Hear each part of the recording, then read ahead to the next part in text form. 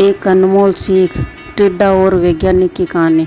एक बार एक वैज्ञानिक ने एक टिड्डे को पकड़ा और उसे अपनी आवाज़ में छलांग लगाना सिखाया। वैज्ञानिक टिड्डे से कहता, कूदो। टिड्डा उसकी आवाज़ सुनते ही जोर से छलांग लगा देता। अब वो वैज्ञानिक था तो प्रयोग करना बनता ही था। उन्होंने टिड्डे की छलांग पर प्रयोग किया। वैज्ञानिक ने उसकी एक टांग तोड़ दी और फिर बोला, कूदो। अब टिड्डे की छलांग की दूरी कम हो गई। वैज्ञानिक ने उसकी दूसरी टांग तोड़ दी और फिर बोला, कूदो। टिड्डे की छलांग और कम हो गई। अब तोड़ी गई उसकी तीसरी टांग। छलांग की दूरी और कम हो गई। एक एक करके बेचारे टिड्डे की सारी टांगें तोड़ दी गई।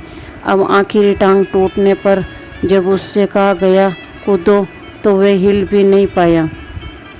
अब वैज्ञानिक ने अपना निष्कर्ष अपनी डायरी में लिखा। जानते हो उसने क्या लिखा?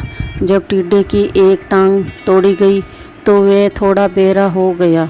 जब उसकी दूसरी टांग तोड़ी गई तो वह और बेरा हो गया।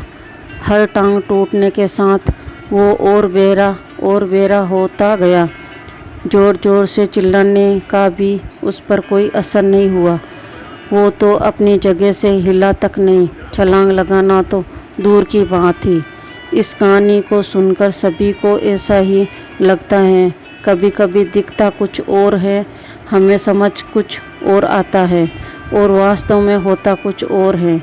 इसलिए पछताना नहीं है। जो जीवन में जल्दबाजी में निर्णय नहीं लेवे, हमेशा सावधानी बरतें।